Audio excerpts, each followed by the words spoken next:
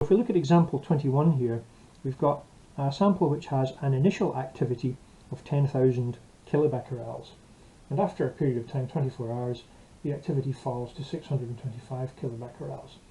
Calculate the half-life. So we're moving forwards in time. We're starting off with 10,000 kilobecquerels, and then after a while later we end up at 625 kilobecquerels. So for example 21, then I'm going to have my initial activity, 10,000 kilobecquerels, and I'm going to allow that to decay, undergo radioactive decay, until I get to 625 kilobecquerels. And the units are the same. So after one half-life, then half of that activity level will be what you're left with. So it will be 5,000 kilobecquerels. I'm not going to write the units down every time. So that's one half-life. And then after another half-life, I will be left with half of that activity level, which is 2,500 kilobecquerels. And then after another half-life, I will be left with 1,250 kilobecquerels. And then finally, one more half-life will take me down to 625 kilobecquerels. I'll write the units in here just so that I'm checking that I do have the same units at the end and the start.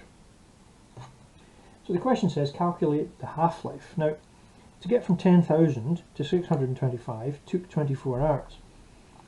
So after one half-life, I had 5,000 kilobecquerels. After the second half-life, and the third half-life, and the fourth half-life, I had 625 kilobecquerels. So what I can write down here is that 4 half-lives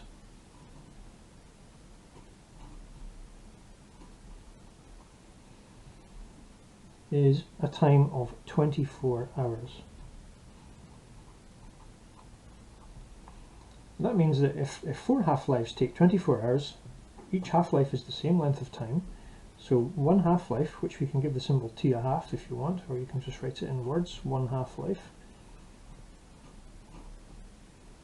One half-life, time taken for the activity to drop by a half, will be 24 divided by 4, which is 6 hours. So to get from here to here is 6 hours, another 6, that's 12 hours, 18 hours, 24 hours. So that is example 21. Example 22. Also moving forwards in time. We're starting with an initial activity of 2,200 becquerels this time, and we're asked to calculate the activity after 1 hour. Now we're told this time, we're not trying to work out the half-life, we're told that the half-life is 20 minutes. So when I'm gathering the information at the start, I have T1/2 is 20 minutes. And also I have the fact that I'm going to run the experiment for 1 hour. Now 1 hour is 60 minutes, and if I divide that by my half-life of 20 minutes, I'll find that that is 3 half-lives.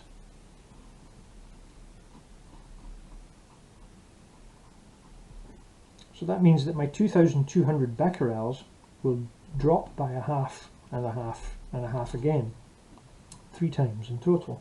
So I can start off 2,200 becquerels initial activity.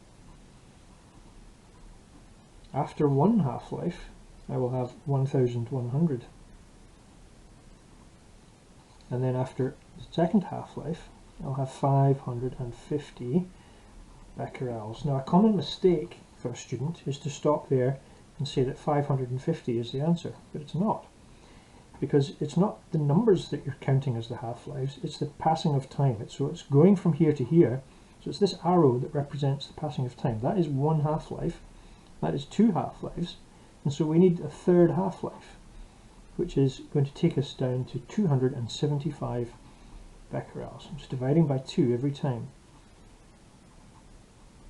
So if you want to think about it like 20 minutes, 40 minutes, 60 minutes, third half-life in there. And so your final answer, calculate the activity after 1 hour, the final activity equals 275 becquerels.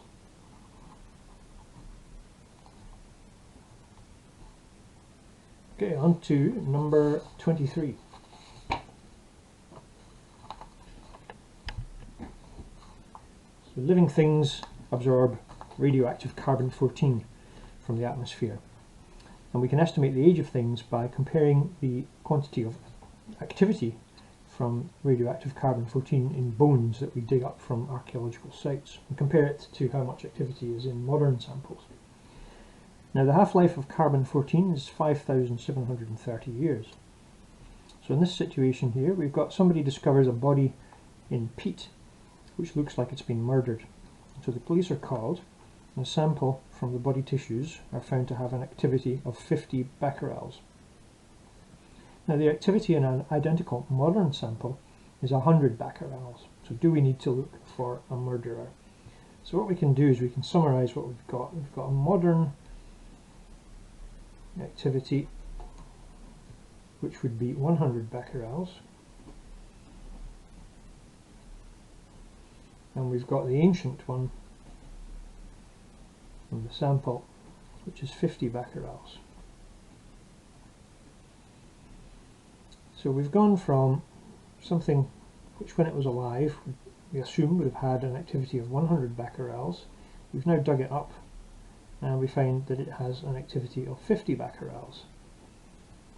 And so we can see the numbers have been chosen so that that's just one half-life.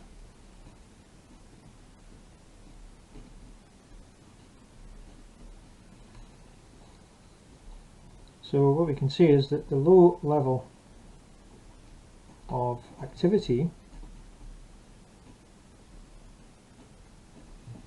means the body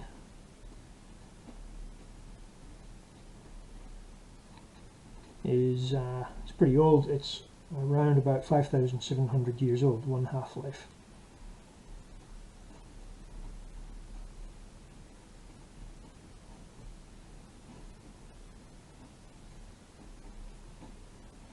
So there's no point, you've got to make sure you answer the question, do we need to look for a murderer? So there's no point looking for a murderer.